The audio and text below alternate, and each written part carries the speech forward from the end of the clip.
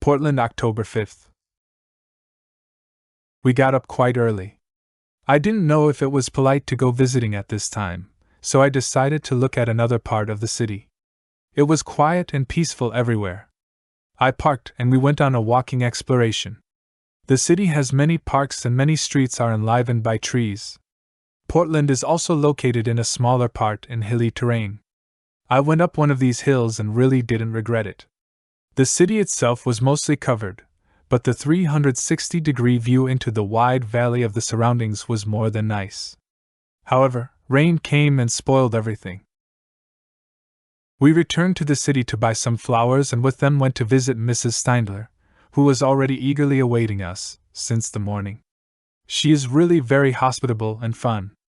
The afternoon passed in pleasant conversation very quickly, and I didn't want to stay any longer. And it was getting late. I had nothing planned, so I parked and together with Zita we surrendered to the realm of dreams. We are invited again for the next day. Portland, October 6th.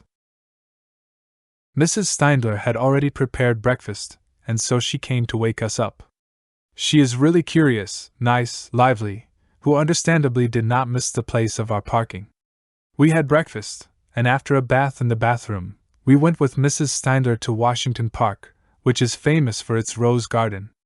After all, the whole city is called the City of Roses, which thrive very well here. I was glad that Mrs. Steindler took us here, because I would certainly have missed this beautiful park, even though its entrance gates were right next to the house. Well, sometimes it's dark under the candlestick. Then we returned to the city. Mrs. Steindler needed to buy a few things. For farewell, she invited us to lunch at a restaurant that served really maximum portions for a very minimal price. Truly unbelievable.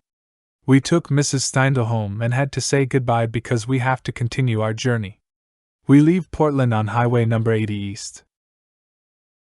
We left the hustle and bustle of the big city and its suburbs, the hilly landscape, forests, and soon the mighty Columbia River formed an image that we were passing at the allowed 55 miles per hour. We stop at the Multnomah Falls, which rush from a height of 620 feet with a stream that is sparse but persistent. After several tens of miles, the forests completely receded, the river cut deeper into its bed, forming a canyon. I could not explain this fact, a river rich in water and the surroundings so yellow-brown with dry grass. This face of the landscape did not change even after the next 170 miles. It was unexpected, no sign of human dwellings, only water dams disturbed the calm flow of the Columbia. I saw a similar landscape in the province of Saskatchewan and partly in Alberta. Very unusual, but also sad. After dark, we arrived in Pendleton, a small town in the middle of this dry landscape. It was raining. We parked at one of the motels. After a cold dinner and a few card games, we just wanted to sleep. Pendleton, October 7th. In the morning, we had a very small breakfast in a restaurant, and immediately after that bounced to new discoveries. Not far from the city, the road began to climb. It cut its way through the rocks. At the very top was a lookout from where you could see far and wide. It was mostly fields or the type of landscape we drove through yesterday. It was a strong view, proving how vast this land is. The road continues through this scenery further and further. We crossed the border of Oregon and Idaho, an Indian language gem of the mountain. A few more miles and we stop in the capital of Idaho, Boise. A small town with a large parliament building. We bought a few small things here and drove on. Nothing new. Before Twin Falls, we turn off Highway 80 onto number 30, leading towards Buell. I have to refuel. I set a new record 355 miles on a full tank. Zita meanwhile called our friends, Mr. and Mrs. Annis, whom we met in Banff. We were invited by them to their farm in Filler, and so we wanted to announce our arrival. They seemed really pleased with our visit. They came to pick us up themselves so that we wouldn't get lost. A warm welcome. Their family home was spacious enough, and so we were given a room. There was a lot of talk about travel experiences. But then it was time to go to sleep. Filler October 8th to October 13th. In the morning, we looked at the farm and the surrounding area. Mr. Annis mainly grows sugar beet and beans. Besides that, he fattens beef cattle, about 400 pieces, for an Italian cowboy, who sells the whole herd after a few months of fattening. He is said to be a millionaire, owns 5,000 acres of land. Mr. Annis has only 480 acres, but it seems that he is doing more than well. In the afternoon, we bought apples at one of the fruit farms. We drove through the Snake River Canyon, where the river cuts its way through the almost black rocky walls of the canyon, which are cooled by thousands of small and tiny waterfalls. The evening again passed in discussions. October 9th. David, one of Mr. Annis's 3 sons, introduced me to the secrets of plowing. It was a fun lesson to drive this ingenious machine, which lifts, turns, and flips with the push of a few levers. It really took me, and so I spent 2 hours or more doing this. I am not sure exactly. Zita and Mrs. Annis meanwhile borrowed a projector, and so I showed several films that I shot on our trip. However, the projector was acting up, and so the effect was not great, but the hint was there. October 10th. In the morning, we took a bath and washed dirty laundry. By the way, we learned that Mr. Annis is celebrating his 59th birthday today, and so we decided to go to Twin Falls for some presents. It was a difficult search, because we really didn't know what to buy. I know that Mr. Annis could need a new tractor, but that's a matter of only $12,000 to $20,000, which I didn't have on hand. So we bought a traditional bottle of Swiss liqueur and returned to celebrate. There were 6 of us, Mr. and Mrs. Annis, Chris, David, adult daughter and son, and us. It was a quite pleasant evening. After dinner, I went with David to Twin Falls. I wanted to buy a gift for his father. To my surprise, however, what I helped him choose was then given to me and Zita. A beautiful illustrated book about the northwest coast of the USA. I felt a little confused. The celebrations were over. October 11th. It was planned that we would leave to visit the very popular ski resort in Sun Valley, and then towards Stanley, where Mr. Annis has a trailer. The journey to Sun Valley did not exceed by a millimeter the type of landscape that we are already very familiar with. Sun Valley was quite hilly, but almost without vegetation. The village itself seemed very civilized, decorated with many nice shops, motels, hotels, and private cottages.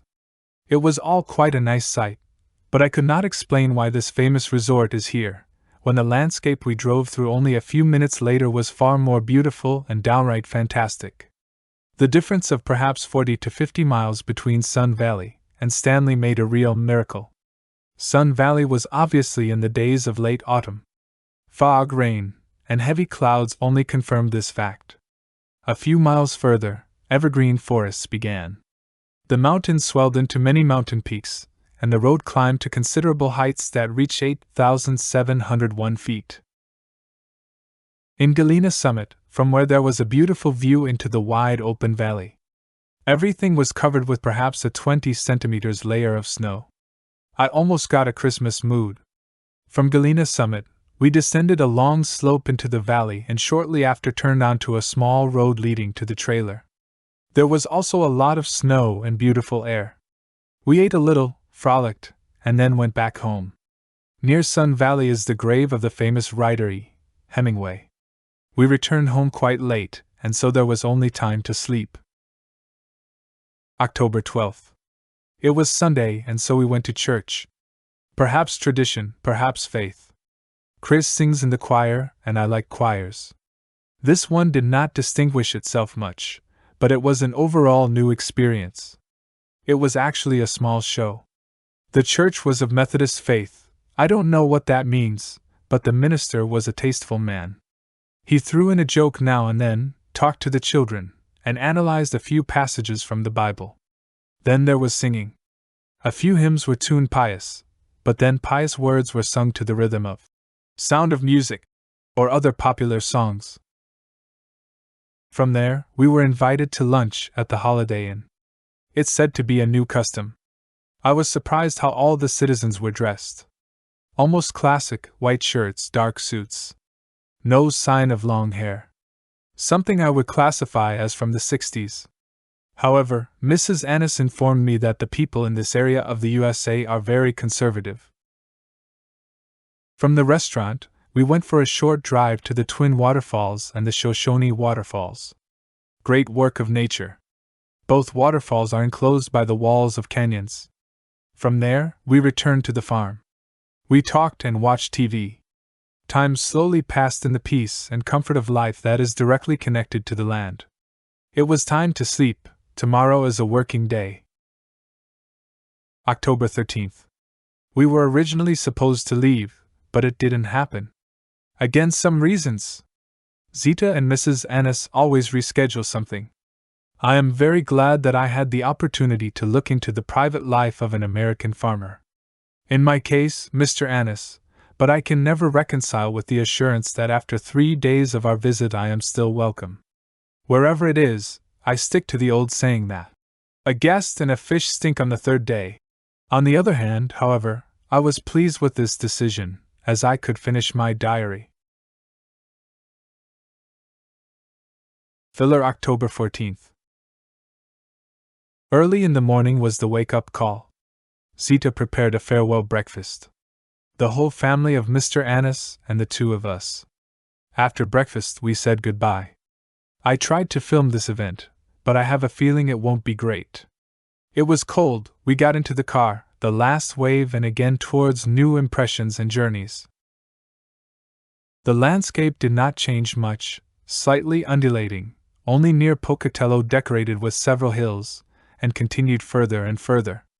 Farms scattered around the communication alternated with places only covered with dry yellowish grass. Most farms here in Idaho need artificial irrigation. Without it, life dies. I would say it was a sad sight.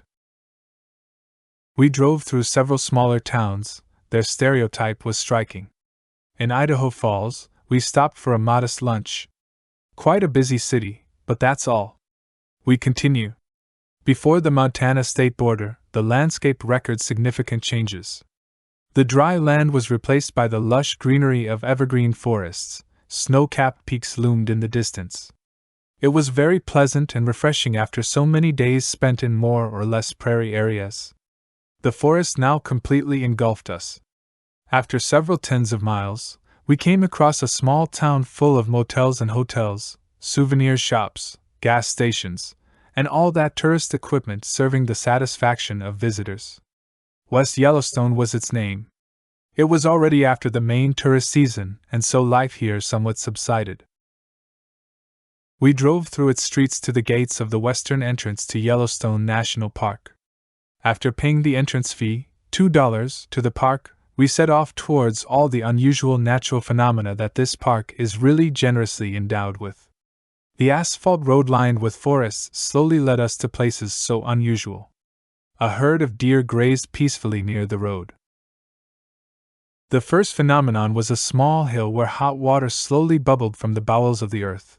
Clouds of steam accompanied this phenomenon. At Madison, JCT, we turned north. It was a quiet, cold evening. On the left side of the road, steam hissed from a small throat in a rush. It enveloped everything in clouds of mystery. On the other side, small waterfalls and dozens of other emerging upper springs whose constant gurgling reminded of their presence. Norris Geyser Basin was a demonstration of hell itself. A huge plain with small hills or depressions was saturated with the smell of sulfur and fumes. It bubbled here like pots on a stove, many geysers that were regularly or irregularly activated. Everything was shrouded in clouds of white-hot fumes. It was getting dark. We drove perhaps 20 kilometers in complete darkness. We were looking for a suitable place to spend the night, which we found in a campsite near the northern entrance to the park.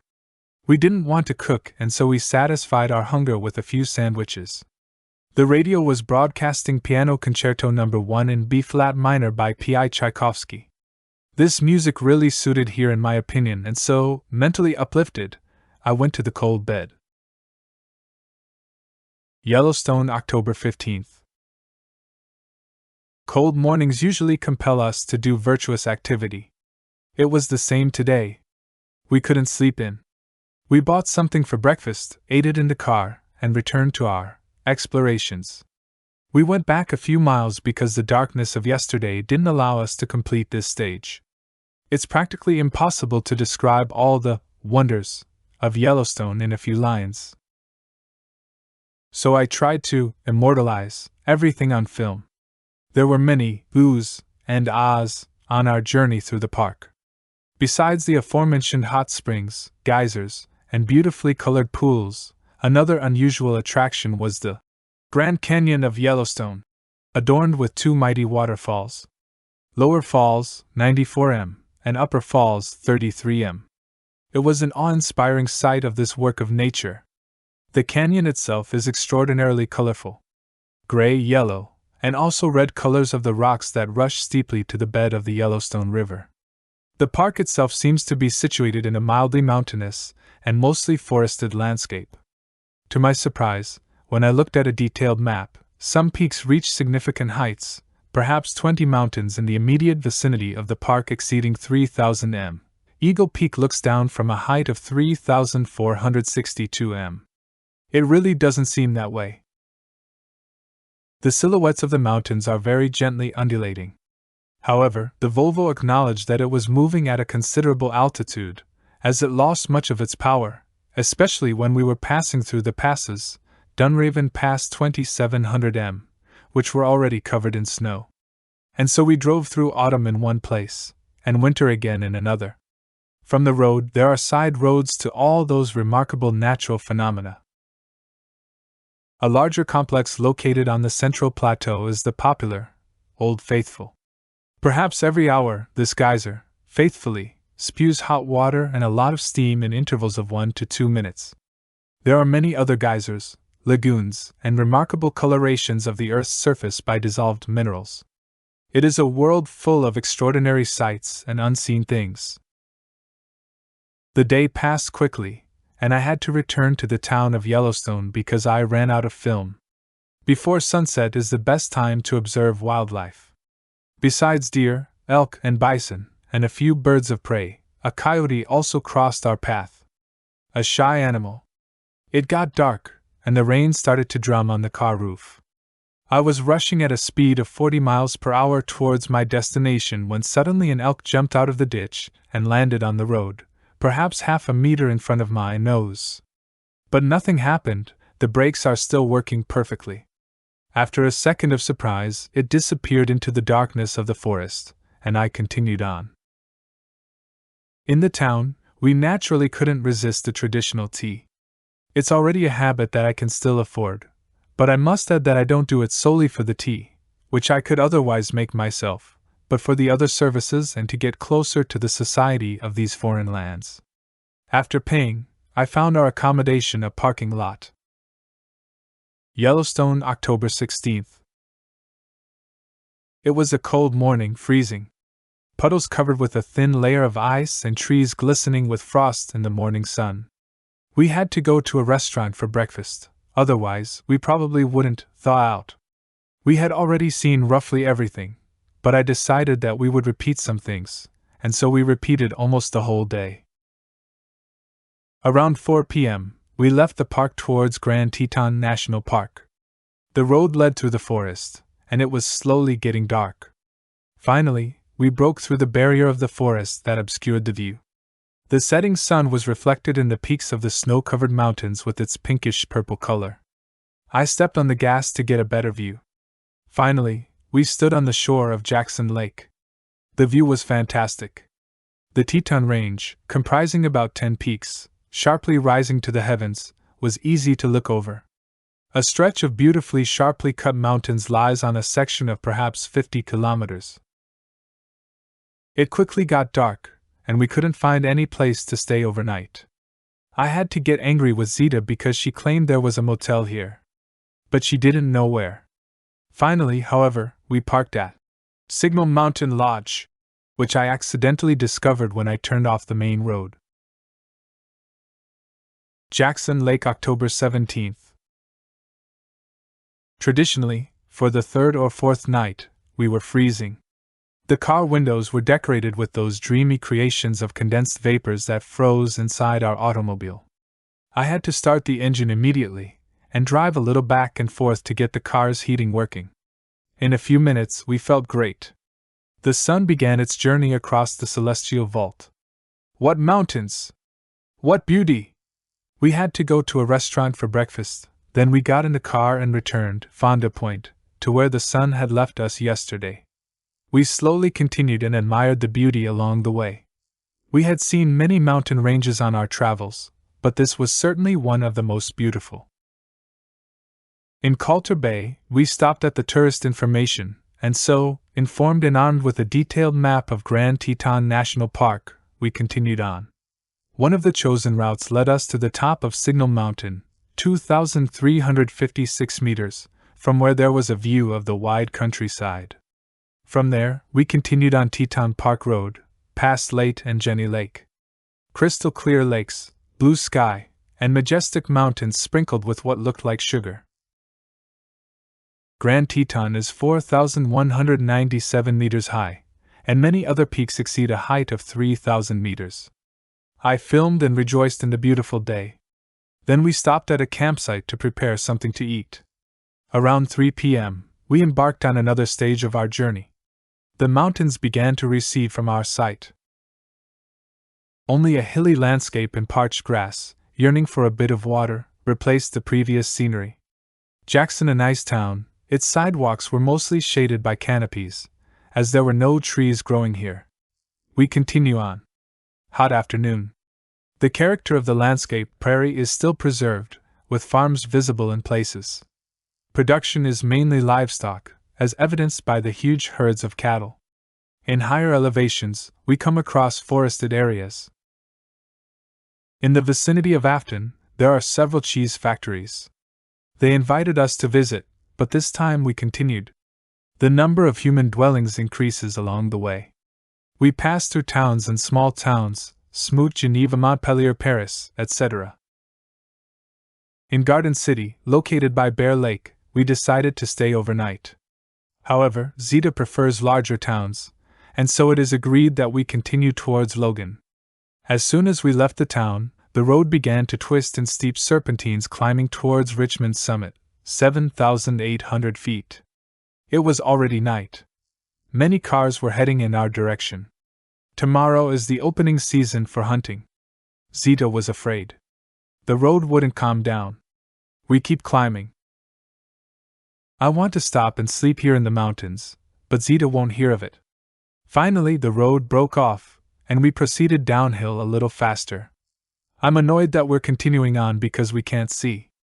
So I stopped definitively at Canyon Pines, a nice restaurant in the middle of the woods, and after a few coffees, we go to sleep.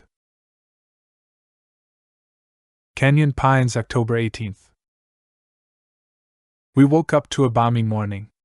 The place where we stayed overnight was surrounded by wooded hills. We drove down several miles, making our way through the last section of the pass.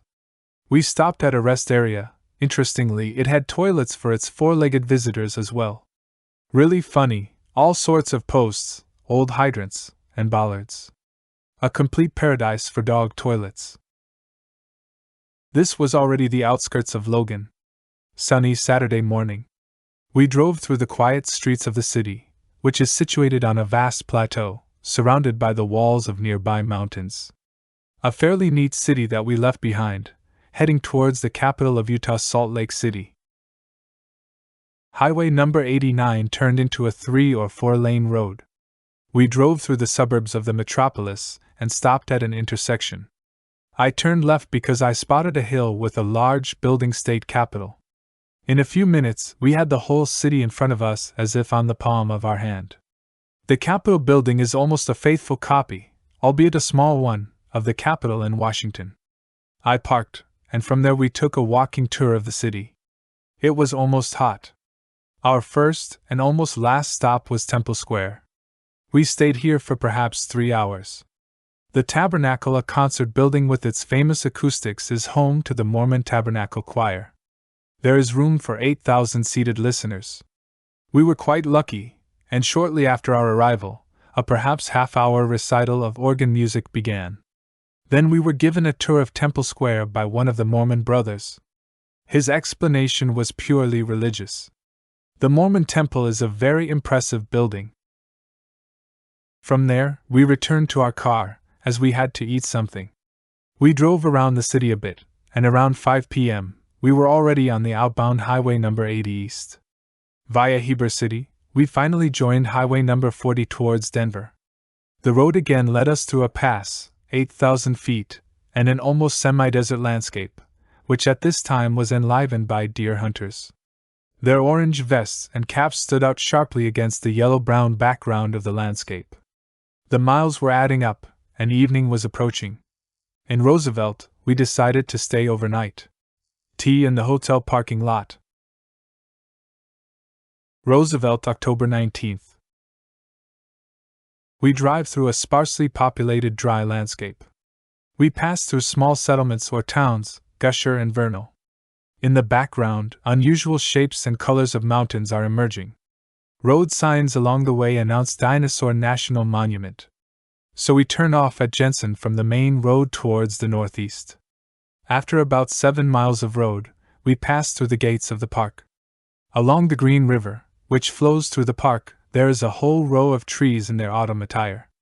Unusual, but beautiful. The sun fiercely beats down on the surrounding landscape.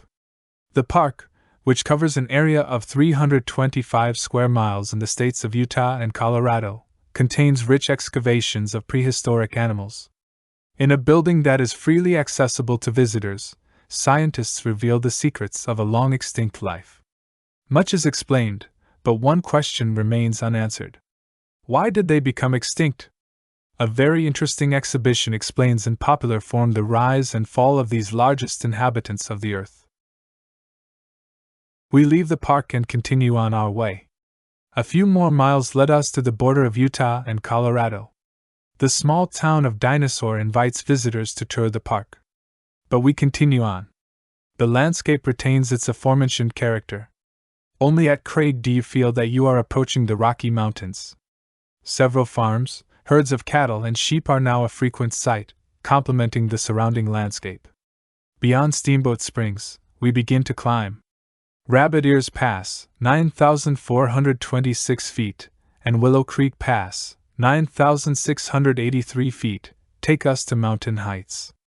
Forests, mountains, and cold. A beautiful view of the valley lying peacefully at our feet. I like these climbs. A new view around every turn. My ears are ringing, which is not pleasant. The Volvo can barely warm up, but it's truly magnificent. We descended several hundred meters. In Hot Sulphur Springs, we stopped for dinner, but also for a possible bath in the hot springs. Dinner went quite well. The springs are closed, and by the way, it's as cold as Siberia. Before Hot Sulphur Springs, there is a beautiful canyon. The road twists along with the railroad like a caterpillar, following the flow of the Colorado River. We wanted to camp here, but we decided on Granby, a few miles away. It was already dark, but not too late. We went to see the bowling championship. Time was killed. We are going to sleep. Granby, October 20th. There was frost at night. We froze again. Well, at least we get up earlier. We left Highway number 40 and joined Highway number 34. The moon and the faint morning sun accompanied us through the now typical mountain landscape. Mists rolled in the valleys, children waited for the school bus, jumping around to warm up. Milner Pass, 10,758 feet, led us to a beautiful viewing platform from where there was a good view in all directions. Almost all the mountain peaks exceeded the 10 to 11,000 foot mark. Long's Peak, 14,255 feet. And yet the impression was not the same as in the Canadian Rockies. The American mountains are probably much older, their peaks are rounded and largely forested. There was almost no trace of snow here. But even so, the view was breathtaking. Then we started to descend. Mountain resorts, chalets, ski lifts, everything was waiting for the first snow. Now there was silence and peace. It was an extraordinarily beautiful stretch of road all the way to the town of Loveland, where we interrupted our journey to shower and tidy up. Here the weather was beautiful again, like summer, and so, before I finished washing the car, I was wet as a mouse. But the change is pleasing, isn't it? On the way, we bought some drinks for my cousin Zuzka, and hooray, the last few miles to Denver. It wasn't hard to find where my relatives live, because we came from the right side. We didn't even go through the city, so we wouldn't have a chance to get lost in it. Around 6 p.m., we were already in the family circle, in full conversation and also drinking. Perhaps 2 hours later, Vlado and Rolene also announced their arrival. What a timing! I had a meeting with them in Denver around October 21st. I never thought it would turn out with such precision. Later, however, I learned that they couldn't come with us as originally planned because his grandfather became seriously ill. I was very disappointed, but nothing could be done. Jarda finally returned home, and now the real celebration began. We finished perhaps around 3 in the morning, me, of course, with the unpleasantness associated with excessive alcohol consumption. But I wasn't alone. Jarda was in a great mood that had to be tamed a bit by his wife. Finally, everything quieted down. And so we could read the news from home, which I was really looking forward to. My health improved somewhat, and so I finally fell asleep too. Besides, it was high time. Denver, October 21st. The next morning, we all had a headache. So we didn't have any plans. Around 11 a.m., however, Jarda's future employer came to go with Jarda to buy some kitchen equipment.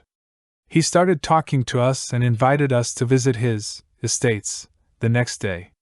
We goofed off for the rest of the day. Jarda prepared a very good dinner, and after it, we went to sleep. October 22nd.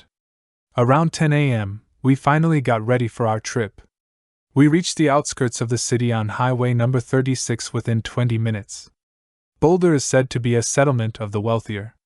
However, we left the city itself aside and headed for the mountains. After some difficulties, we finally found our host Jan Hosek. He was already looking out for us. He has a really beautiful home, in the middle of the mountains, 8,000 feet. Horses, huskies, land, and so on and so on. We were greeted with beer, treated to chicken, then we were supposed to go fishing. We went on foot. Jan, Philip, and one girl went on horseback. We were supposed to meet at the lake. It didn't happen. We waited, but nothing. We had already started to return when Philip and the girl finally appeared. They said they lost their way. It was after fishing, and it was high time to return. Jan offered us a place to stay, and so we stayed. I said goodbye to Jarda, Zdenek, little Jara, and Jarda's mother, who hurried back to Denver. We then ate something small and stayed with Hansa in friendly conversation. Then we went to sleep. Boulder, October 23rd. Given that the previous day was marked by a typical summer day, our surprise at the landscape covered with freshly fallen snow was great. That's how it is here, they say.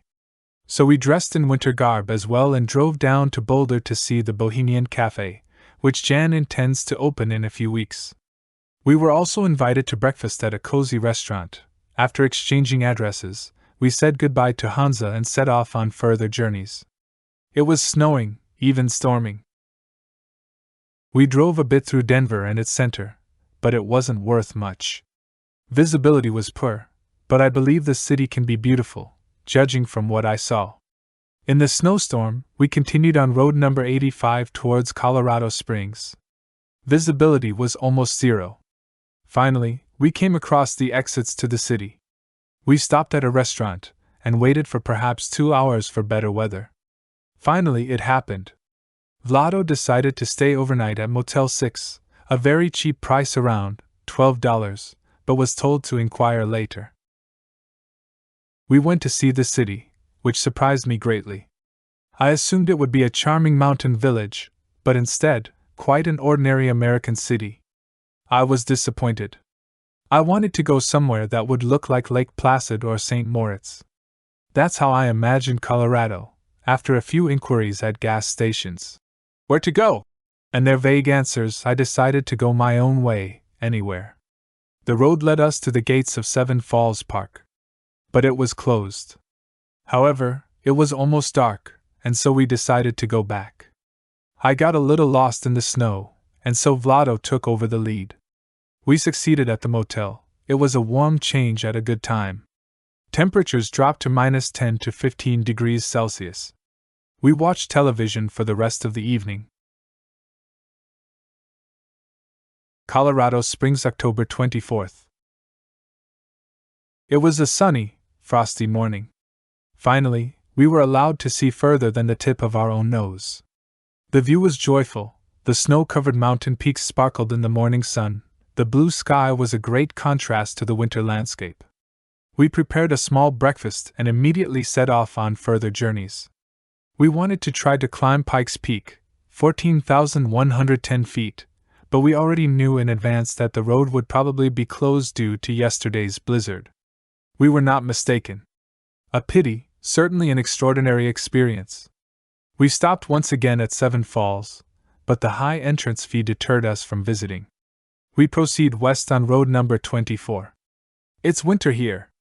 Pikes Peak looms on the left, and in front of us, the road begins to rise towards Wilkerson Pass, 9,502 feet. A magnificent view of the vast expanse of winter beauty. The road is icy in places. One truck paid dearly for it. It lay helplessly in the ditch with its wheels up. We pass through another pass. The snow is starting to thin out. The mountains seem to part. The road runs straight ahead for 15 miles along a plateau bordered on both sides by a range of mountains spaced perhaps 10 to 20 miles apart. We stopped for lunch in one of the villages. Time has really stopped here. The food isn't special, but you can see the effort, which should be appreciated. We drive on. Before dark, we reach Wolf Creek Pass, 10,850 feet. Climbing, serpentines, and beautiful views led us to the top of the pass. A sign announces a certain Curiosity Continental Divide. I have encountered this sign several times. In reality, it means that the waters of rivers, lakes, and streams are drained westward, Pacific Ocean on one side and eastward, Atlantic Ocean on the other. This place is the dividing line. The descent from the mountain ridges was beautiful. The road twisted in many turns deep below us. And life down there resembled the swarming of ants. Well, nature is majesty, a fantastic majesty for which I have much admiration. In complete darkness, we reached Pagosa Springs. The first restaurant on the way was a reason to stop and have tea. The local hot mineral springs are so active that their energy is used to heat houses. After tea, I found a suitable motel and we went to sleep. It was very cold. Pagosa Springs, October 25th. Frost decorated the windows of our bedroom, and so without delay, we looked for the nearest restaurant to have breakfast and warm up. The mountains on the way towards Durango slowly began to leave us. Durango itself surprised us with its lively hustle and bustle, and so I decided that it was here that I would try to replace the batteries in my film camera. Due to some misunderstanding, I bought the wrong ones.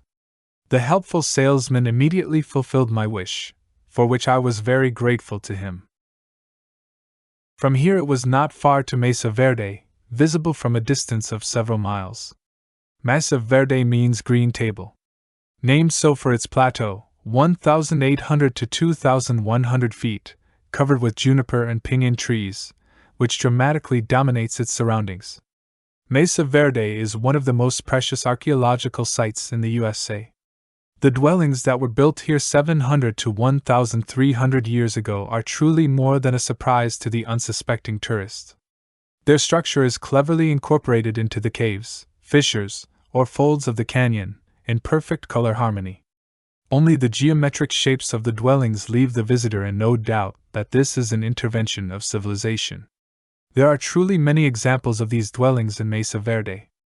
Besides these historical monuments, which are documented very extensively, and I cannot describe them here, Mesa Verde also has purely natural beauty. Rock formations, canyons, and from their elevated places, distant, beautiful views of the surrounding landscape. In the middle of our journey, we stopped at a campsite for a small lunch. We ate something from our meager supplies and continued our journey through the park. Here are some names of places we visited: Balcony House, Cliff Palace, Farview House, Spruce Tree House, with a guide, Square Tower House, and Sun Temple. It was close to sunset. Before leaving the park, we stopped once again at Park Point Fire Lookout, 8,572 feet. The highest point of the park. From this point it is possible to see parts of Colorado, New Mexico, Arizona, and Utah. The sun was already beyond the horizon. The landscape was bathed in dark red colors and their shades. The depth and sharpness of the view were fantastic. Several pieces of big game crossed the road as we returned to the park gates. From there it was only a hop to the town of Cortez. Today's tea at 8 o'clock didn't quite work out. There was an awkward exchange of views. I don't even know why. Perhaps a lack of tact. This time we parked at the Ramada Inn. Our friends decided to explore the city. They left, but were back in a few minutes with the news that they got a cheap room in a motel. Before slipping into the room, we went for a beer. Or perhaps lift the mood. The 80-year-old courtesan Bill helped us considerably in this. Good night was also wished to us by the motel owner, in which I sensed a bad omen. But oh well. The morning is wiser than the evening.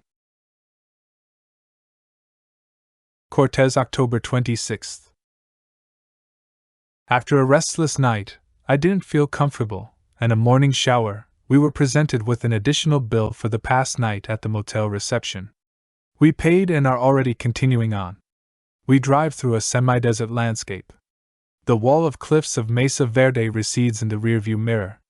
Bizarre formations of rocks, rather blocks of stone, on distant horizons. Road 160 carries us further through the parched land, breathing hot into the heated air. We turn off to the four-corner point where the states of Colorado, Utah, Arizona, and New Mexico shake hands. I encountered handmade jewelry, silver plus turquoise, and cheaper costume jewelry here for the first time. The Navajo Indians learned this art from the Mexican Indians.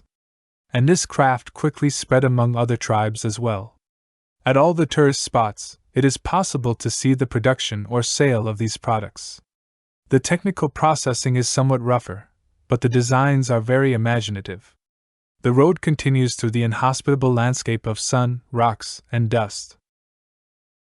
Mexican Water, mapped as a town, is practically a gas station with several trailers. Between this settlement and Kayenta, we came across strange rock formations. Dark red stone, formed into bizarre shapes. I filmed it, but I don't know the name of this place. In Kayenta, we turned onto road number 163 north, heading towards Monument Valley, Arizona, Utah. Stone monuments rising from the gently undulating landscape to respectable heights could be seen from the very beginning of the 20-mile road to them. A dusty road, through a sparsely vegetated landscape, led us to the visitor center, from where it was possible to take further tours to individual formations. However, we were satisfied with a good view of the entire Valley of Monuments, from the ramp of the tourist center.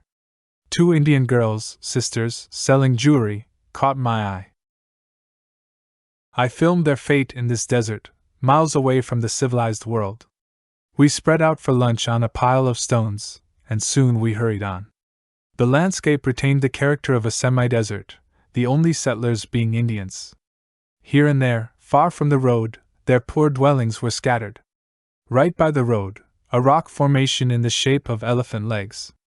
I took this shot too. It's so unreal when you suddenly see something out of nowhere. But it was already evening. The sun was setting behind the rim of the mountains and lit up the western part of the sky with a sharp yellow-orange color. We drove directly against this fiery source of light, which tired our eyes. Finally, the lights of the town of Tuba City, where we intended to stay overnight, joined this discharge. Tuba City was founded in 1875 by Mormons, Today this town lies in the northeastern land of the Navajo and Hopi Indians. We tried to find a place to stay here, but nothing besides Dairy Queen, richly loaded with local Indians. So we decided to continue to Cameron. It was already dark. An unusual inspection stopped us before the town limits. They only checked our food, with special emphasis on fruits and vegetables. Zita asked about the reason for the inspection. The officer's answer was not very clear, but it was probably about harmful insects and our possible transfer to these parts. Cameron welcomed us very nicely. Its trading post was a very nice complex of motel, restaurant, and souvenir shop. We tasted a bit of everything, just not the motel services. There were many beautiful places here, and the night was so balmy. Good night. Cameron, October 27th. Breakfast at the motel wasn't great. Right after, we leave Cameron and after a few miles, turn right onto Highway 64. Here, between the Colorado and Little Colorado rivers, lies the Painted Desert, named for its vividly colored sandstone cliffs, formations, and sand. The small turn from the main road was a real surprise. A canyon deeply carved into Mother Earth, perhaps 50 or 100 meters deep. It's really difficult to estimate any distances because one usually overshoots. The air here is so clear that everything seems within reach and yet so distant. I snagged a beautiful photo of an old Indian woman working on jewelry making for just 50 cents. How distant those pure inhabitants of the USA are from our way of thinking, and how distant we are from their way of thinking. Their distrustful eyes cause me pain, hurt, and accuse at the same time. It was hot, but every now and then a cold, strong wind showered you with fine sand. The old woman huddled in her blankets and patiently continued her work. I said goodbye with many thanks. The response to my polite thanks was dead silence, interrupted by gusts of wind. A few more miles of desert, and we come across life again. Forest and hardy shrubs decorate the entrance gate bearing the inscription Grand Canyon National Park. We enter the canyon's south rim through the east entrance. The first view is granted to us from Desert View, 7,450 feet. It's magnificent. At first you don't even want to believe that something like this is possible. Only the eyes confirm the truth of the sight. The process that created and continues to create this natural wonder took, according to scientists, 7 to 9 million years. The total area of the canyon is 1,100 square miles. The total length measured along the course of the Colorado River 217 miles, and the width reaches 4 to 18 miles. The average depth is 1 mile. And out of the 7 climatic zones, Grand Canyon National Park offers 6. From the desert type of landscape at the bottom of the canyon to the Arctic type on the peaks of the San Francisco Mountains. The canyon was discovered in 1540 by Don Lopez de Cardena and declared a national park in 1919. 5 Indian tribes now live in the park: Hopi, Navajo, Havasupai, Paiute, and Hualapai. So much for the basic information. From Desert View we set out westward, stopping every now and then at one of the many overlooks lining the road towards the El Tovar Hotel. There were perhaps 20 of them, and each one brought us a new view, new colors, and new amazement at this natural wonder. After this exciting journey we reached the hotel, which was too expensive for us. So we bought groceries and cooked a modest but satisfying dinner at the campground. As soon as the sun set, the cold spread across the land. We didn't linger long and hurried back to the hotel. It was warm and cozy there. The fireplace crackled, the color TV offered its program, and the small shops in the lobby were busy selling goods. We settled around the table and started playing Crazy 8. We finished around 24 o'clock. It was quite cold by then, so we didn't feel like entering our icy bedrooms at all. But there was no other choice. Zita is quite alright, doesn't complain much. And I can't complain. Grand Canyon, October 28th.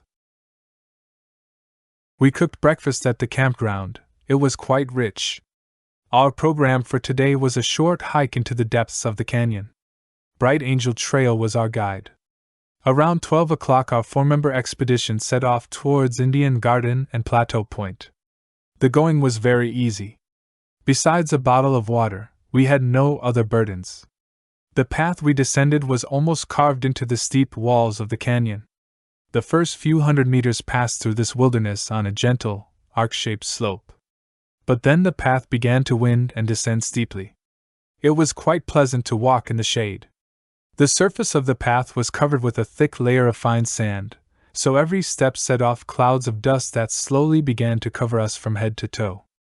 I tried to step lightly, but when I didn't achieve any results, I resigned myself to this fate. Tourists heading in the opposite direction looked longingly towards the canyon rim, seeming quite exhausted. Finally, we reached the sun's rays. It was almost hot within a few minutes. We started to undress. Along the way, first scattered, then in larger groups, hairy cacti. Before reaching the goal of the first stage of our journey, we passed a group of tourists on mules. About $20 is charged for a one-day trip. The animals snorted wearily at their lot. A few dozen meters and we are greeted by stately trees, deciduous, in Indian Garden. A few farm buildings, a bubbling stream and cooling treetops, that's Indian Garden. We descended 4.5 miles and thus we got a full 3,100 feet below the canyon rim. After this feat, I rinsed my dusty feet in the gurgling waters of the stream. No one followed me, and I felt so good. Then I went alone to the goal of the second stage, Plateau Point, which was only 1.3 miles away. The plateau was entirely exposed to the sun, only cacti and dry grass were the decoration. I sweated a bit, but what was that compared to the breathtaking view of the Colorado River, which quietly fought its way through the diverse obstacles of rocks and stones, which it has been carving with the power of its dark green waters from prehistoric times to the present day and into the future. I settled comfortably on the very edge of the deep, perhaps 300 m, or even more, canyon and observed everything that surrounded me. I regretted not bringing my camera. These would have been great shots. There wasn't much time left, so we gathered for the return journey. Zita left a little earlier, so I assumed we would meet her in Indian Garden. Yes, I found her sleeping under a tree. I woke her up and we immediately set off. Our friends chose a slightly slower pace, so the gap between us and them quickly grew. I wanted to reach the destination before sunset, so that we could take some pictures in this most effective lighting. Zita kept up with me, but then decided to wait, so I continued alone. At times, the path seemed endless turns and new turns after turns. However, I passed several hikers and enjoyed at least seeing the distance between them and me quickly increasing. At times, I caught a glimpse of Zita far below me. She trudged alone. Finally, I walked the last few meters of the dusty path and found myself on the south rim of the canyon. I returned to the car, dusted myself off, washed up and slowly began to eat bread with butter and drink milk. It was really stupid that we didn't bring any food with us. When I finished, Zita arrived. She was very tired, but achieved a good time, arriving only 30 minutes after me. She is a really good walker. And finally Vlado and Roland arrived. We were all hungry, but we definitely didn't feel like cooking. This time we settled for sandwiches and tea. We spent the rest of the evening watching TV in the hotel lobby, and then played cards. Yesterday we watched a short film with slides about the expedition of Emery C. Kolb and his brother Ellsworth Kolb, which took place in 1911. Along the Green River, Wyoming, and Colorado River, through the Grand Canyon and further to the sea. It was an extraordinarily difficult trip, as the rivers were not yet regulated at that time. Their wild, untamed currents were almost impossible to navigate. The expedition, after many hot moments, acrobatic and athletic feats, reached its goal successfully. Grand Canyon, October 29th. We leave the canyon early in the morning. It's cold, but the sun is shining and the sky is clear. We drive on Highway 64 towards Williams, where we transfer to number 66. A slightly hilly semi-desert landscape forms the backdrop for huge advertisements announcing, already, Las Vegas and its famous hotels and motels. The settlement is very sparse. We stopped at Grand Canyon Caverns. After finding out the entrance fee to these caves, we continue our scenic drive. A few miles before the town of Kingman, we stop at a campground to cook something to eat. We are once again in the middle of summer, cooled only by a light breeze. Zita is, as usual, the chef. Her creation turned out excellent, and so we all look satisfied as we head off. Kingman is a larger town, but we only stop for gas. It's starting to get dark and we would like to reach Boulder City, Nevada. The landscape is mountainous, but the sun has set, so we don't have the opportunity to see more. We stop for a few minutes along the way, from where we observe the night lighting of the dam on the Colorado River Hoover Dam. The road leads directly across the dam crest. Two states meet in these places, Nevada and Arizona. We discovered the first casino. Finally, we reached Boulder City, a very nice town. I see palm trees in the open countryside for the first time here. It is a city of motels and nice parks. We parked at one of the motels and went for a short walk around the city. It was a beautiful, balmy evening. On the way back, we stopped at a restaurant to quench our considerable thirst. And now to sleep. Boulder City, October 30th. In the morning we returned a few miles back. Hoover Dam was our destination. This extraordinary technical work, whose construction began in 1931 and was completed in 1935, is nestled between the walls of the Black Canyon.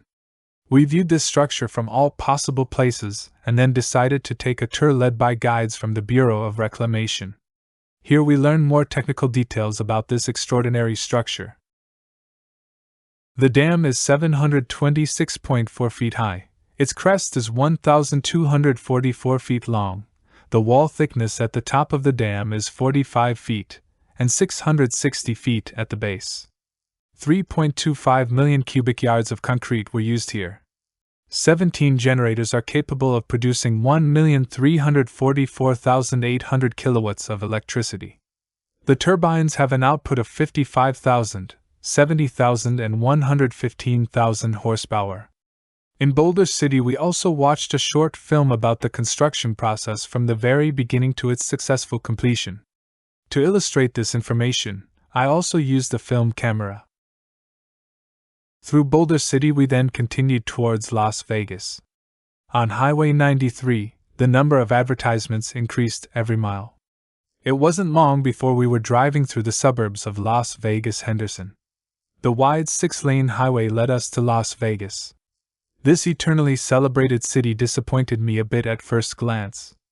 I expected something more than what I've seen so far. However, I didn't want to jump to conclusions. Vlado decided to rent a room at Motel 6, which he managed to do. Finally, we could take a proper shower and wash off the dust and sweat from the recent trip through the Grand Canyon. In the evening we went on a small reconnaissance of this strip. That's what they call the liveliest street in Las Vegas. The glow of neon lights, full casinos, cars, shows and striptease, all of this overwhelms you like a single powerful torrent. Now you have a choice. For several hours we walked through one casino after another, and observed the people and employees of these lucrative businesses. Finally, we had enough of it all and just wanted to sit down and have a drink. Las Vegas, October 31st to November 12th. The next day we went for a swim. Motel 6 had its own pool and also a pool with warm, swirling water. It was very pleasant. After many days, again sunny summer weather. In the evening we prepared beef stroganoff, and exhausted by the sun, swimming and finally a very decent dinner, we fell like soldiers. Vlado and Roland woke up around 24 o'clock and decided to plunge into the nightlife. However, we gave up this time. In the morning we went for breakfast. We discovered that Mr. Size offers free breakfast, so we wanted to see for ourselves and, of course, save those few dollars. There was no catch, as I had assumed. We just had to wait a long time, as there were many interested people. Finally, our number was called. Orange juice, 2 eggs with bacon, toast and coffee. We felt strengthened for another trip around the city. We drove through the city center to Fremont Street. Not much different from the famous Strip. Casinos, casinos, and more casinos. We walked the street on both sides, peeked into some casinos, and observed their life, which is in full swing without an hour of rest. We went for a small lunch and then returned to the motel. After a short rest, back to the streets, and that dazzling glow of neon lights and bulbs. We walked through a number of casinos where we watched all sorts of games for small and huge sums of money. A few people win, but most lose. That, I think, is the natural law of these magnificent palaces for making money. We decided to visit one of the shows. Since the better ones cost around $15 to $60 per person, we opted for the worse one. For $3.75 per person, we got 2 drinks, a bit of humor, singing, and of course girls with their natural charms. It wasn't dazzling, but what can you expect for $3.75? Then we went back to the motel. Vlado and Roland left for Toronto this morning. We decided to spend a few more days in Las Vegas. The main reason was again my unfinished diary. And so day after day passed in the same daily routine. In the morning we got up, had breakfast, Zita went to the pool, and I wrote. Around 5 p.m. my work ended due to lack of light. In the evening we went to observe the nightlife. Las Vegas is located in the middle of the desert, surrounded by the peaks of the Spring Mountains. The climate here is very hot and dry. Even in the middle of November temperatures reach around 20 to 25 degrees Celsius, but night temperatures drop to 5 to 10 degrees. Which I think is pleasant. Vegetation, apart from artificially irrigated parks, is very sparse. If it's windy, the air is partly saturated with sand and desert dust. Las Vegas suffers from occasional floods, mostly caused by heavy rains. The excessive amount of water that the land cannot absorb, especially in the mountainous areas, overwhelms the lower-lying parts, Las Vegas, with unusual speed. The damage is great. However, this happens rarely, but the flood from several years ago, when the water on the Strip reached a height of 1.80 m, is still remembered. The Strip, as the main avenue Las Vegas Boulevard is called, is dotted for perhaps 10 miles with hotels, motels, restaurants, gas stations, wedding chapels, and cheaper refreshment stands. During the day, the view of the Strip is not very exciting, but as soon as the sun sets below the horizon, the neons of all kinds play the stage of the Strip into a fantastic game of lights. Big hotels like Caesars Palace, MGM, Dunes, Flamingo, Stardust, Riviera, and so on, have huge neons announcing the names of the guest stars. It's all set up very enticingly, so please don't lose your head. Every business is trying to get you, because they know that once you're inside, you won't resist all those temptations of getting rich quick. There are many ways. From all sorts of coupons that are freely distributed, cheap lunches or dinners for $2.50, all you can eat, free alcoholic drinks when you play, and last but not least, entertainment programs. All of this attacks you and you usually can't resist, which is the purpose of this Las Vegas game. I almost resisted, except for a few coins that I threw into the slot machines, but Zita lost at least $10. It's a big nothing, compared to one young man who lost $400 in 10 minutes at roulette. And there are thousands of such young men in Las Vegas. Every year, 15 million visitors come to Las Vegas to try their luck at the game. After visiting almost all the larger hotels, we agreed that Caesars Palace is truly number one. Perhaps we were influenced by its fame, as the other hotels offer exactly the same thing. However, we were fortunate enough to see the filming of the Merv Griffin show in Circus Maximus, which turned out to be interesting. And so we gave our votes to this hotel. Another stop was the Marina Hotel, where we saw a very good program, full of charms, rhythm, singing, music, and the extraordinary skill of the Las Pampas group from Argentina. Time passed very quickly, and my work on the diary, to which I owed perhaps 20 days, was coming to an end. We were quite satisfied with our stay in Las Vegas, and so we wanted to say goodbye properly. That day I started filming in the late afternoon. First around Caesar's Palace and the Strip, later on Fremont Street, where it was as bright as day. For dinner we went to the Aladdin Hotel, which offered a buffet for only $2.50. From there we went to Silver City, where our old acquaintance Wild Billy Cooksey was playing. We stayed here until 5 a.m., as we were saying goodbye and also because of the small lottery that Silver City offered its customers. Of course we didn't win. But it was a nice evening and goodbye to Las Vegas. Las Vegas, November 13, 1975. We drove along Las Vegas Boulevard one last time. Our journey headed northwest. Highway 95 North curved out of the city and then ran almost straight on and on. The semi-desert to desert face of the landscape, enclosed by mountains on both sides, didn't change much. Sandstones, hardy, leathery shrubs, and the unusual shape of cactus trees. Apart from the car traffic, the landscape was dead silent. In the settlement of Lathrop Wells we turned left onto Highway 29.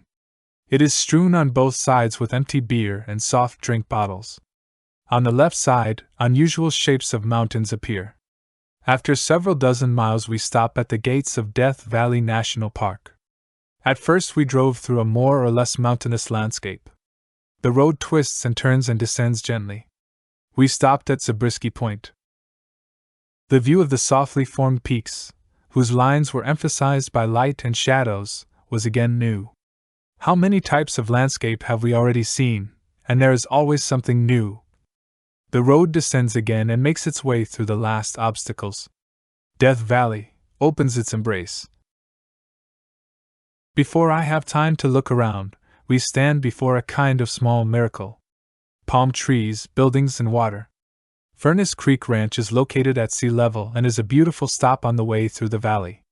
One would hardly expect such a facility in the middle of the desert.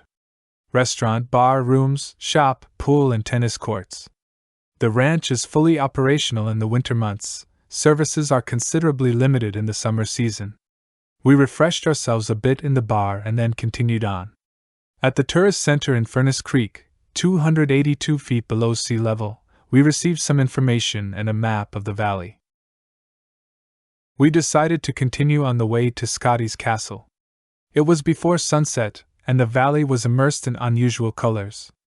After 50 miles of driving through the valley, we arrived at Scotty's Castle. It was already dark, but the castle and the night lighting seemed all the more unreal. We viewed this creation from all sides. There wasn't time for more. It closes at 6 p.m. We parked and went to sleep. Scotty's Castle, November 14th. We got up quite early in the morning. We wanted to go on a tour of the castle, but the entrance fee was quite high. So we only went to Scotty's grave, from where there was a very good view of the castle and the valley. After an hour that we dedicated to this place, we set off for Stovepipe Wells. We drove partly on the same road we came on yesterday. A young coyote got in the way. He looked quite longingly, but we didn't have anything on hand. When we started to continue driving, he followed us for a while. I felt a bit sorry for him. A bigger surprise, however, was the tarantula that Zita spotted. I could have almost run over it, but I have a habit of avoiding all foreign objects lying on the road. Zita confirmed to me that this object that I had just avoided was in motion a few seconds ago. I readily believed it, and went back perhaps 300 meters. To my real surprise, this huge spider was indeed a tarantula. I tried to capture it faithfully on film, which took me a bit of work. We drive on. We turn right onto Highway 190. In the distance you can see sand dunes, at which we stop for a few minutes. Another small stop is Stovepipe Wells Village. Also an interesting and nice place in the middle of the desert. Death Valley covers an area of 7,770 square kilometers. The width of the valley ranges from 4 to 16 miles, and the length is around 120 miles. The elevation ranges from 282 feet below sea level to 3,453 m at the top of Telescope Peak. Death Valley is one of the hottest places in the world. Average summer temperatures are around 42 degrees Celsius. The record was recorded in 1913 when temperatures in the shade rose to 51 degrees Celsius. Winter temperatures are very favorable, ranging between 14 and 24 degrees Celsius, which has made Death Valley a winter resort with summer weather. The season here starts at the beginning of November and ends in April. Annual rainfall reaches only 50 millimeters. So much for a brief overview of the valley itself. The road from Stovepipe began to climb slowly towards Towns Pass, 4,956 feet. Its crossing opened up a view of an almost lunar landscape. A huge valley surrounded by mountains. No vegetation, no dwellings. After many miles through this landscape, I stop in Keeler to refuel. Only now, after a few more miles, does the landscape come to life somewhat with trees and smaller settlements. A mighty wall of mountains running north-south bordered the valley through which Highway 395 ran, which we now joined. Shortly after, we come across a nice settlement called Lone Pine, where we stop for a small shopping, and then dinner. We watched a local match in the popular American game football for perhaps an hour. It was cold again, so we stopped for tea. From there straight to the parking lot of the local hospital and to sleep. Lone Pine, November 15th. Today's stage led mainly through very beautiful scenery. Valleys and mountains, lakes, villages and small or larger towns. The weather was sunny. The journey went quickly. I intended to visit Yosemite National Park, but unfortunately due to bad weather, snow, the entrance through Tioga Pass, 9,945 feet, was closed. There was a nice view of Mono Lake, whose bed is of volcanic origin. The shore of the lake is as if decorated with a skillful lace of whitish stone. Immediately after that followed a nice stretch of road through mountainous landscape. Forests and snow, sun, mountains and blue sky. We crossed the California border and found ourselves back in Nevada. The capital of Nevada, Carson City, is a small town to which we didn't have time to pay more attention. We continued after a short rest. Hilly landscape accompanied us all the way to Reno. Reno seems to be really a city, and only then a gambling center. It's quite different here than in Las Vegas, perhaps a bit more cramped, not as generously spread out in space as Las Vegas. We took a short walk along the main street, but then we decided to visit the local pool. We needed a proper cleansing again. So it happened, 3 hours in the water turned us back into citizens, but took a lot of strength on the other hand. We had to go for dinner, and so our day ended with dinner. We drove around the city crisscross to soak up some of its atmosphere, but then we tried only to find a good place to spend the night. It wasn't difficult, one of the motels met all our expectations. Reno, November 16th. From Highway 395 we turned onto Highway 27, which took us to the Mt. Rose Winter Recreation Center. There was already enough snow here for skiing. Then we slowly descended to Lake Tahoe. Finally, the lake appeared behind the next turn. A beautiful view. The blue-green waters of the lake are surrounded by mountains mostly covered with fir forests, making it a recreational paradise. I couldn't tear myself away from this view. But curiosity didn't let me linger for long. Lake Tahoe is located at an altitude of 2,000 meters. The surrounding Sierra Nevada and Carson Range mountains exceed or dominate the lake at an average height of 1,300 meters. The lake is 22 miles long and 12 miles wide, so we slowly drove along the road leading along the lake. The western side of the lake belongs to California. The first stop was the Ponderosa Ranch, known from the television show Bonanza.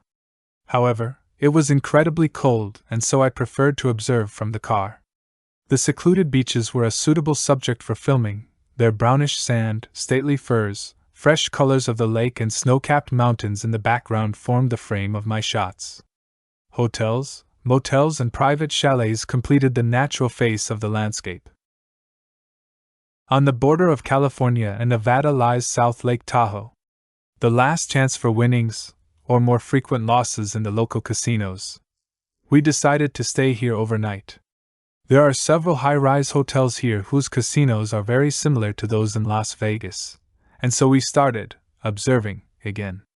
However, it's a bit tiring, and so we ended up again at a restaurant or buffet.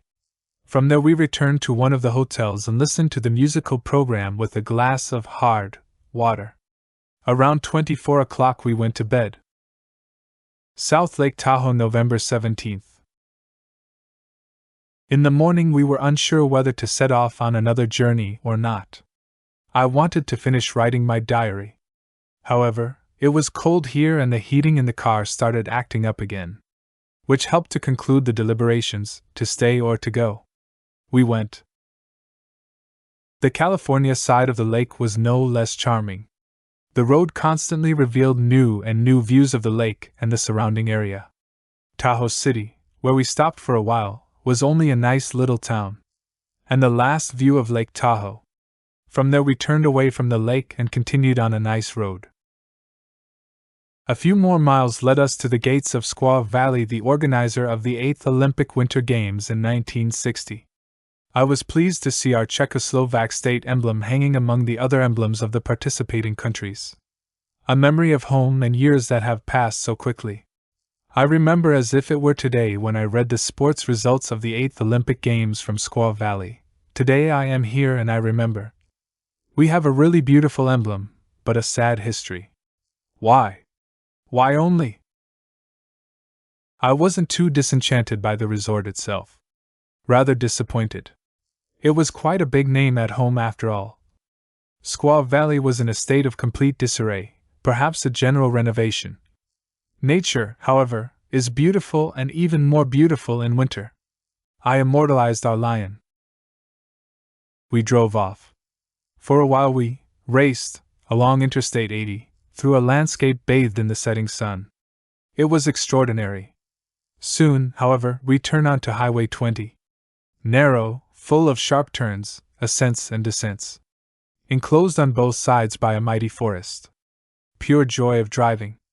The sky is blood red and with the passing of time colors are difficult to describe. Dark treetops intersected the evening vault of the heavens. We arrived in complete darkness in a small settlement called Nevada. We parked on the main street, rising steeply to the local church. We walked the street, but apart from an expensive hotel, no other restaurants. Only after a while did we discover something cheaper on a side street. We entered. A nice restaurant with an open grill for preparing steaks. We didn't have money for steak, so we were recommended salad and beans. An unusual combination, but hunger is a good cook. We ate everything. Our waitress, a strange bird, Cat, invited us for a drink. She was already somewhat drunk, but we didn't want to refuse. In the bar we met several local citizens. One of them, Julius Carrera, arranged for us to visit a sawmill in Arcata. It was otherwise a long evening whose main character was Cat. Many problems. Then we said goodbye and I was supposed to stop the next morning for a letter of introduction from Mr. Carrera. We parked in the parking lot of that nice motel and went to sleep. It was cold. Nevada City, November 18th. Cold morning, couldn't start the car. Left the car in the parking lot, and we walked to yesterday's restaurant. Mr. Carrera was playing cards, but after a while, he devoted his attention back to us. He helped me start the car and gave me a letter to deliver to his good friend in Arcata. I thanked him for everything and we parted ways with wishes of good fortune. It was a beautiful sunny morning. Nevada's main street was truly a beauty. Let's say an American Narodovka. Renovated old houses and shops. House next to house, decorative street lamps. An idyll. I tried to capture it on film. Then we got behind the wheel and drove off. A few miles past Nevada was another town that was supposed to be even more beautiful than Nevada. Grass Valley was its name. I tried to find its beauty, but unfortunately, I didn't have enough time. However, I think I caught a glimpse of what I was told to look for. The road number 20 passed through a landscape full of small homesteads, farms, and forests. But we were directed onto highway number 70, towards Chico. The valley opened up comfortably, so the mountain range was outlined on the distant horizons. Closer to Chico, there were huge orchards or farms. It was a new kind of beauty to see thousands of mature or quite young trees in a geometric arrangement. Here and there, decorative palm trees. For the first time in my life, I saw orange trees, and I didn't even stop, believing there would be more further on. But there weren't. We drove past Oroville, and in another half hour, we were on Main Street in Chico. We drove around here a bit, and then decided to visit Mr. B. Patterson, whom I met in Las Vegas. He invited me to stop by on the way. It wasn't long before we were shaking hands. He recommended a visit to the local university, 17,000 students, 720 professors, and the dam on Oroville Lake. Then he said we should come for a drink. We found the university without any trouble. The dam was more difficult. We were misdirected, and instead of the dam, we ended up in Paradise, from where we finally headed in the right direction. But by the time we reached the dam, it was completely dark. So we returned to Chico and found the house of our new friend. He was already expecting us. We talked a lot and then went to sleep. Chico, November 19th. We left Chico around 8 o'clock. We are heading north on highway number 99. Before the town of Red Bluff, we turn onto road number 36. The landscape becomes somewhat harsher. Yellow-green grass, a few trees, hills, bare rocks on the ground. I think they are of volcanic origin, as we are approaching Lassen Volcanic National Park. Snow-covered peaks of Lassen Peak and several other mountains can be seen from a distance. The activity of this volcano was last recorded in 1914-15. Significant eruptions of steam and smoke lasted until 1921. Since then, small clouds of smoke can be observed from time to time leaving the volcano's vent. We didn't have that luck. The park's roads were already closed, snow, and everything was covered with a layer of snow. So we had to return the same way to the town of Red Bluff. From there, highway number 5 towards Redding. In this town, we turned onto road number 299, which cuts through the coastal range. A really interesting route. The settlement is generally very sparse. The road twists, climbs, and descends on the slopes of hills and mountains, mostly rich afforestation. It was quite a long journey full of dramatic turns, so we stopped for a short break in Willow Creek. We drank several cups of tea, and since the town didn't meet our requirements for overnight accommodation, we set off for the rest of the journey to Arcata in the dark night. It rained at times. The journey was longer than it seemed on the map, but nothing lasts forever. Arcata emerged from the depths of the forests. But it was a strange town. It was really hard for us to find decent parking. Arcata, November 20th. I liked Arcata more in the morning, although one cannot speak of beauty. My first attempt was to find Arcata Redwood Company, which wasn't difficult. The sawmill is located directly on the road connecting Arcata with Eureka. I parked the car, and with my letter, I stood at the reception door. Byron B. Miller, whom I was supposed to contact, was the director of the company, so everything went very smoothly. A pleasant young man introduced himself and said he would be our guide. He took us around the whole plant and roughly explained the individual operations. However, he recommended that we visit the branch plant in Orick, which deals with the rough processing of mammoth sequoia trunks, and that was exactly the thing I wanted to see. We didn't hesitate and drove highway number 101 to Orick. The road led through forests, and in some places touched the Pacific Ocean. The whole region was immersed in mists and clouds, which the morning sun was trying to scatter. Orick is a small town at the very entrance to Redwood National Park. We found the sawmill quite easily, they already knew about us. But even so, visitors are welcome. I was surprised how simple, at first glance, The process turns these logs, 6 to 8 meters long, 2, 3, 4 meters in diameter, into commercial timber, which we encounter on the everyday market. We didn't have much time, so we turned around and drove back towards Eureka.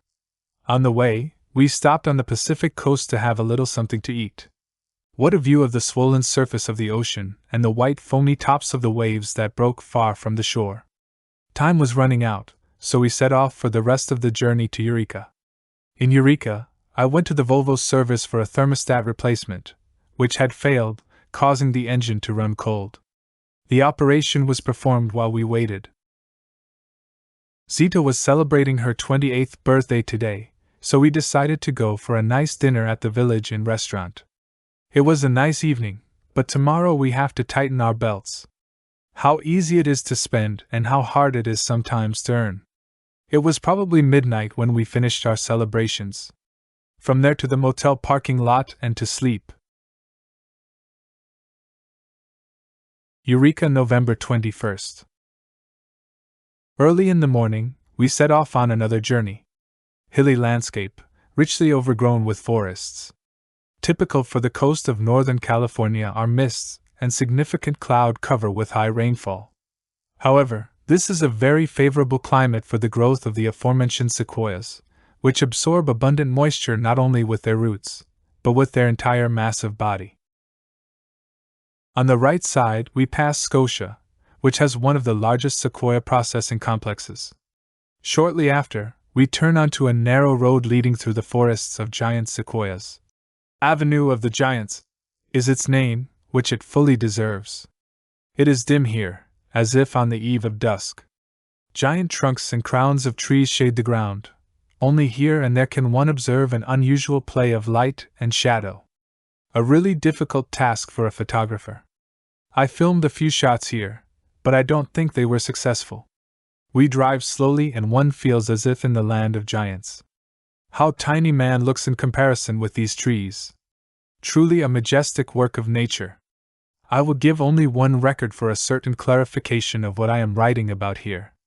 Age 3,200 years, height up to 115 meters, diameter 11 meters, weight 1,125,000 kilograms.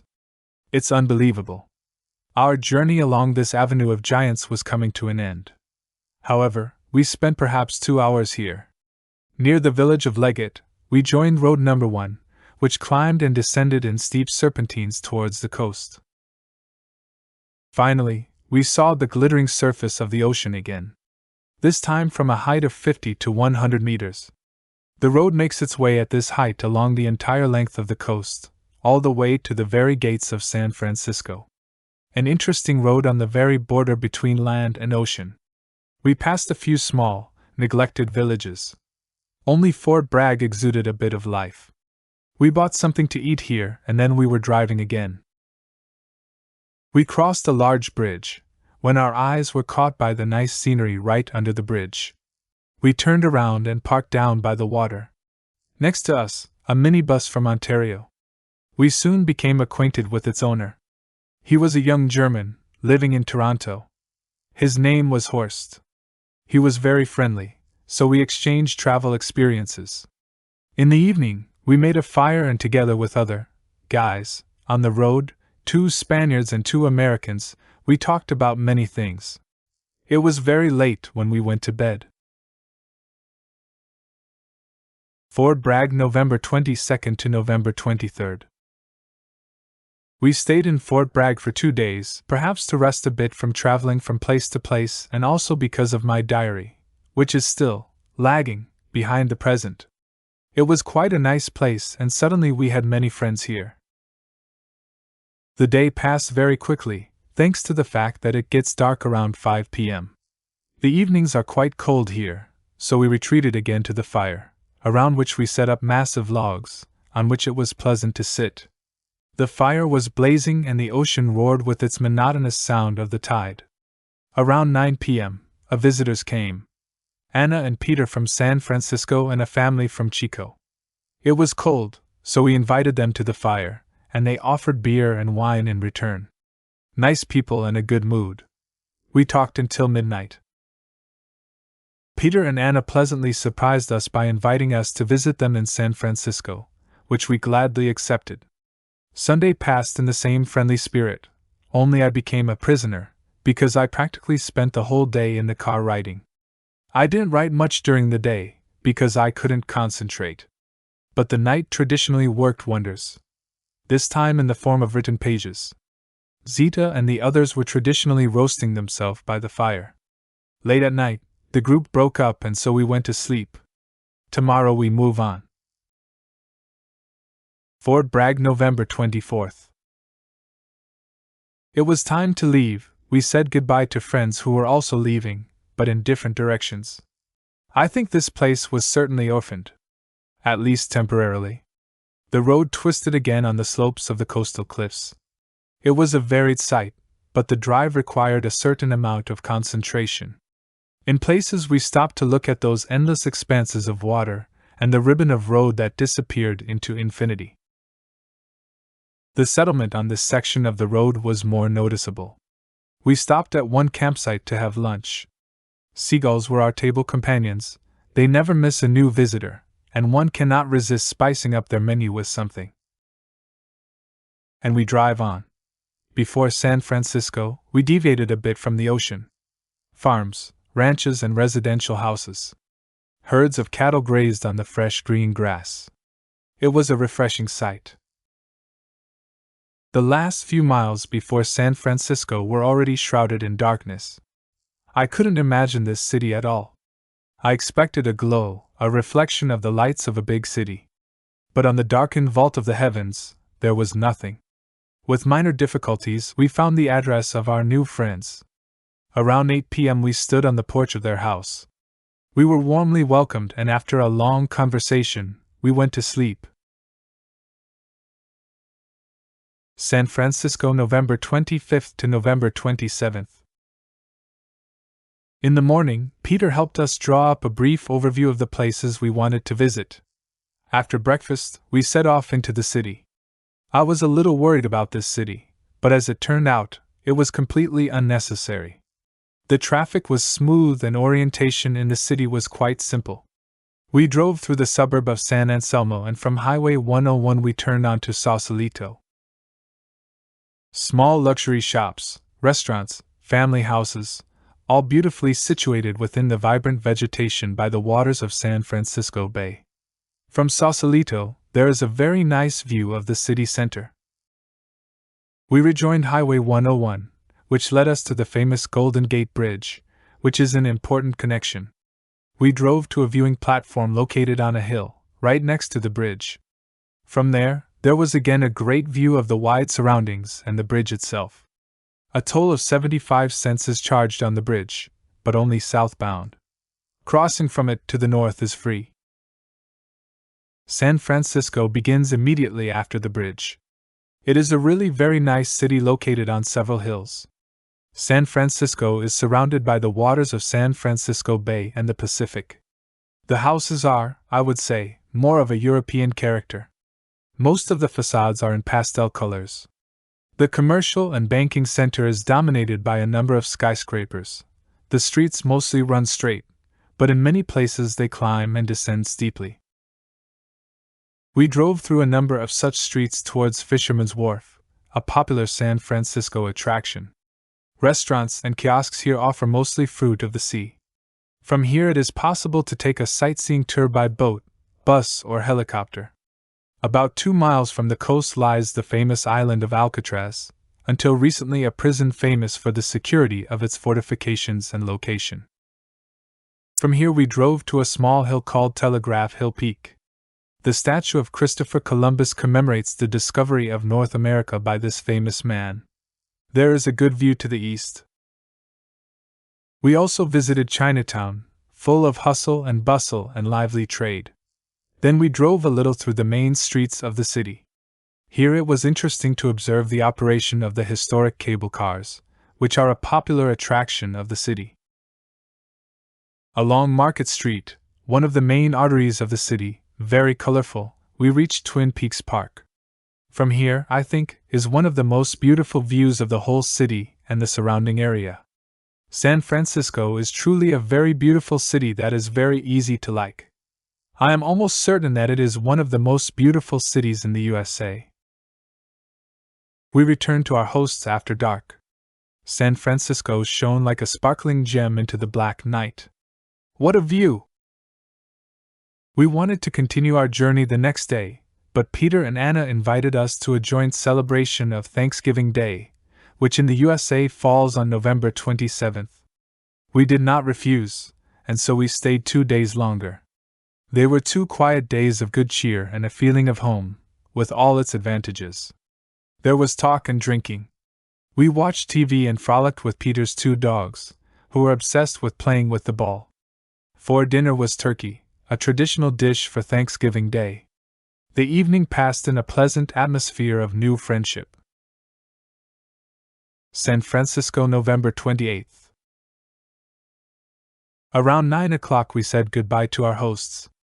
A last wave and goodbye, maybe see you again, who knows? We turned once more to the suburb of Sausalito. It was a beautiful day, so we parked again and took a short walk through the bustling streets. From there straight out towards Monterey.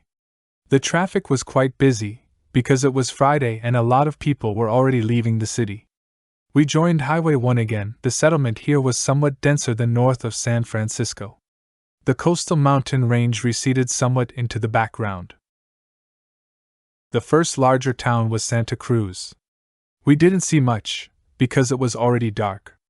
In the distance, the lights of other towns were outlined, and so we concluded that some of them must belong to Monterey. About an hour's drive brought us to Monterey. We stopped at the first gas station and Zita went to call Penny, whom we met perhaps 2 months ago in Terrace, British Columbia.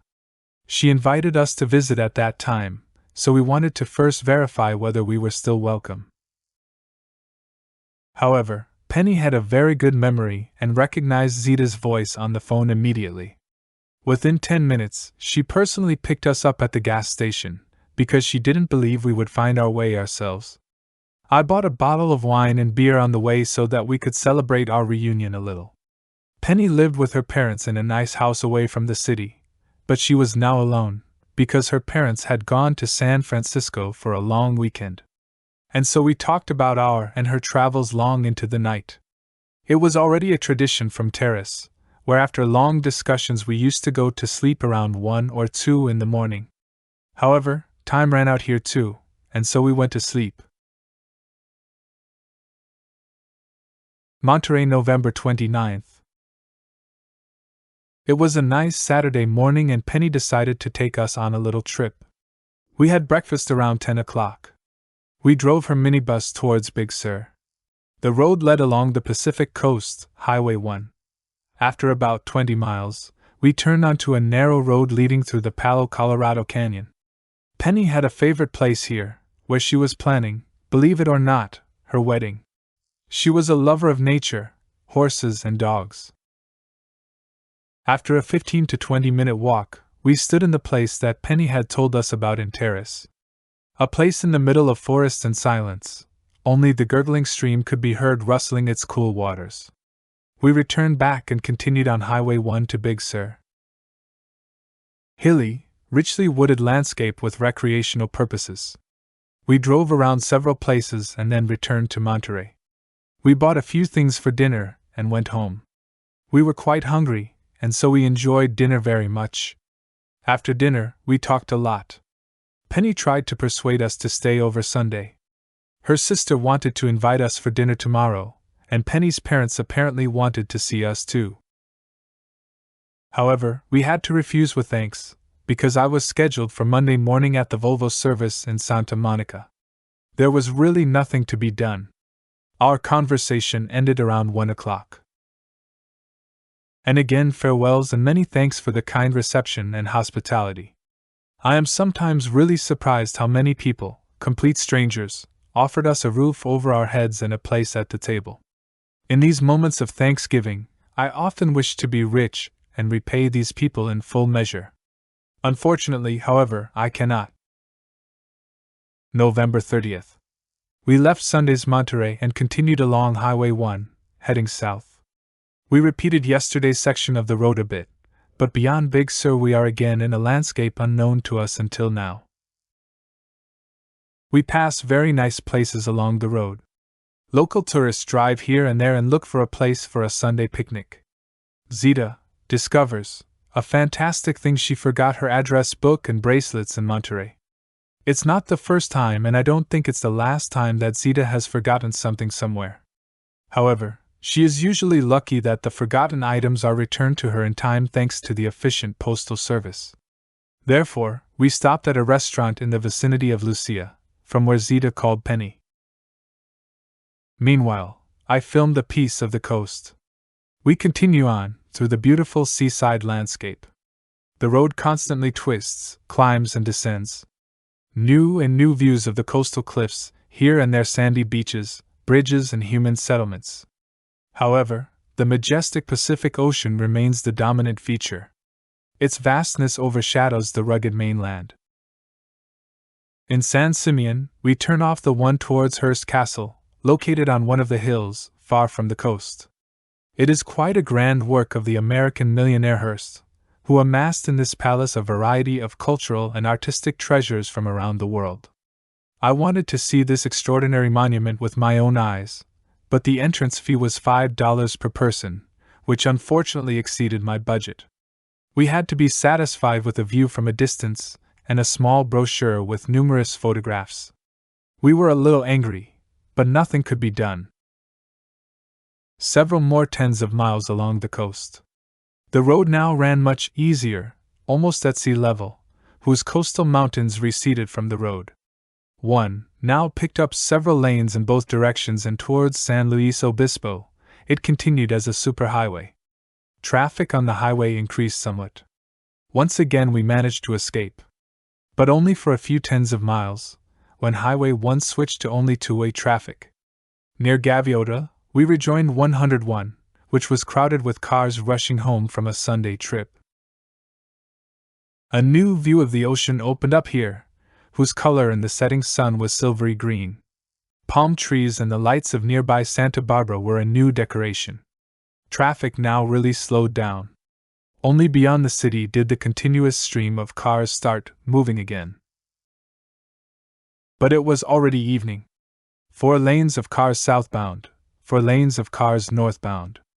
Like two huge snakes moving in opposite directions. I was a little surprised, because Los Angeles was still a good 60 miles away. Where does this traffic come from? Then I realized that Los Angeles is a city, in the middle of cities, connected by an ingenious system of highways on which one can drive for hours and days. And indeed, many times I thought we were already there, and it wasn't so. On and on, through the night of lights of this city of cities. Finally, however, we reached our destination. Almost. We called our old friends from Toronto, Rose and Douglas Hogg, who now temporarily live in LA. They explained to us how to get to them, and so we continued driving. Perhaps after an hour, we finally reached our destination in one of the smaller streets of Hollywood. Hollywood was upside down that evening. Many streets were closed, a policeman on every corner. The reason for this disorder was the Christmas parade of Grandpa Frost or Santa Claus. Doug and Rose welcomed us quite nicely, but after a while of chatting, we all agreed that we would go to see the parade. However, it was already late, and so we only caught a glimpse of the end of this popular American parade. Robert Wagner, Natalie Wood. We returned home, had dinner, chatted a little, and then went to sleep. Again to bed. Los Angeles, December 1st to December 10th. Early in the morning we drove again to Santa Monica, where I was scheduled for car service. We left the car in the garage, and walked slowly towards the coast. Hotels, sandy beaches, restaurants. However, it was quite quiet here. On the way back, we bought something to eat and then returned to the garage. The Volvo was ready for another journey. The guys were Swedes, and I think they did a good job for only $96. They also fixed my broken bumper for only the price of the spare part. We said goodbye and drove to our friends. It was already evening. Doug and Rose took very good care of us. We, on the other hand, supplied the house with drinks. The only somewhat unpleasant point of our stay here were the daily discussions about Scientology, which usually dragged on until late at night. Our friends were somewhat harsh and adamant in their views, which I unfortunately could not share, due to their certain naivety. I didn't want to take away their science, but on the other hand, I would have appreciated a little tact on their part. Nevertheless, we stayed in Los Angeles for 10 days, thanks to handling several necessary matters: car service, securing shipping between Panama and Colombia, developing films, obtaining visas to Mexico, and several other things. I managed to get everything done on time.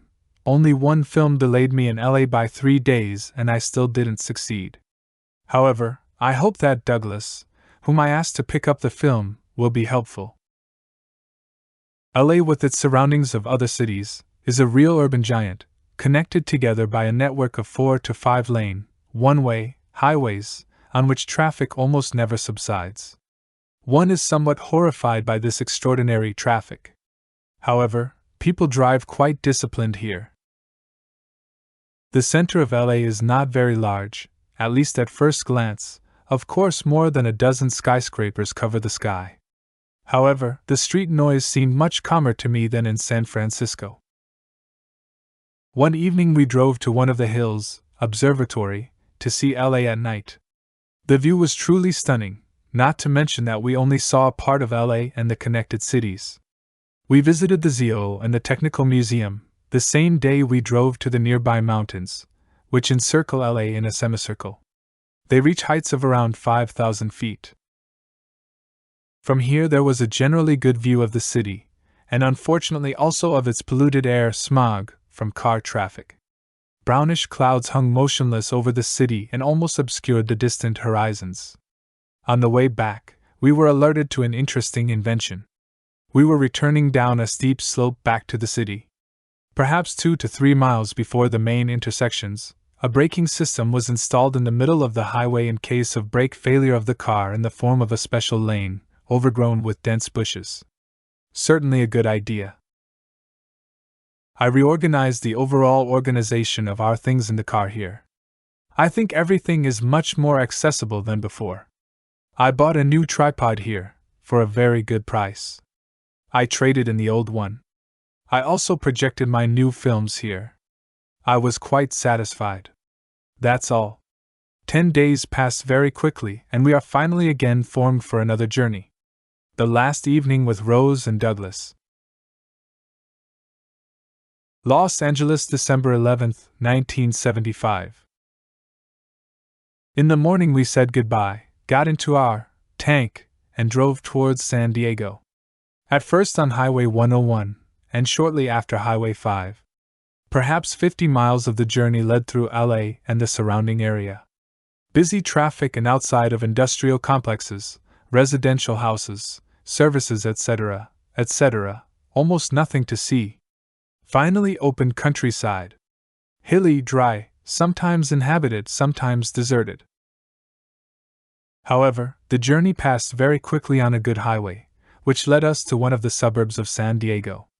We stopped here at a gas station. Zita forgot my map of the USA with marked places and roads we visited here, from where Zita called her friends, Portuguese from Madeira.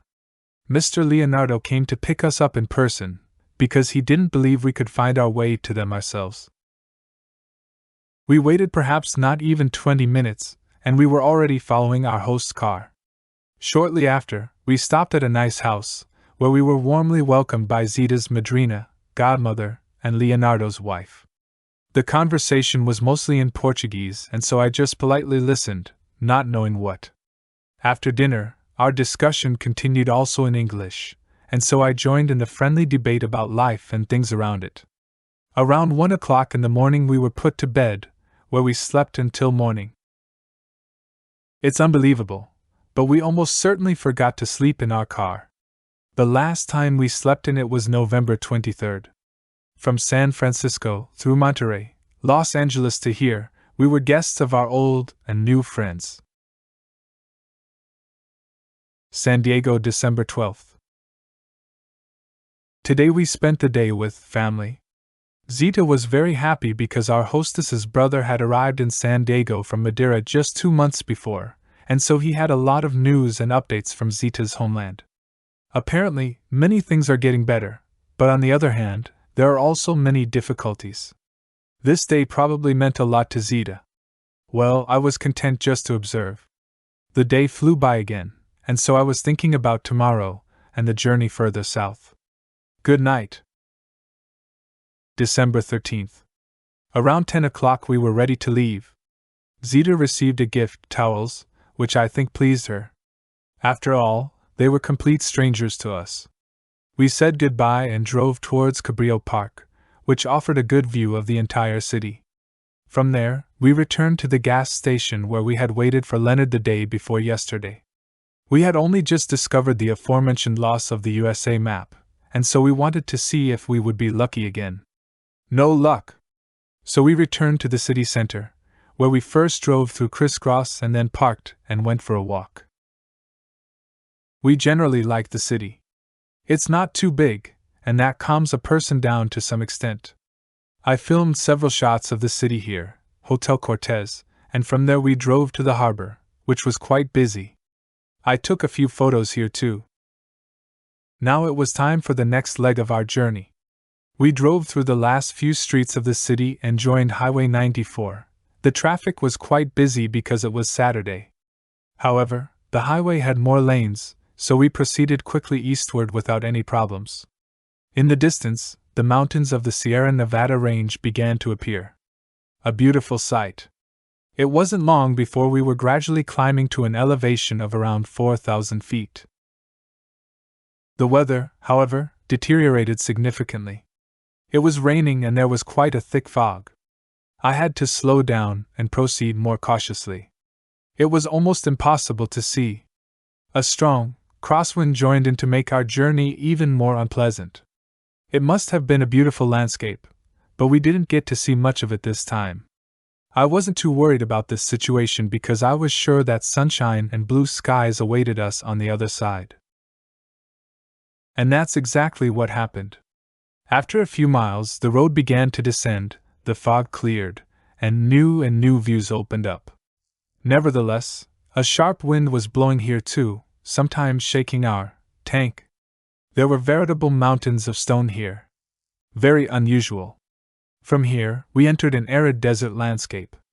The sun ahead of us and gloomy clouds behind us. Before El Centro, thanks to artificial irrigation, the landscape changed. Citrus orchards and fields of other crops refreshed the monotony of these distances with fresh greenery.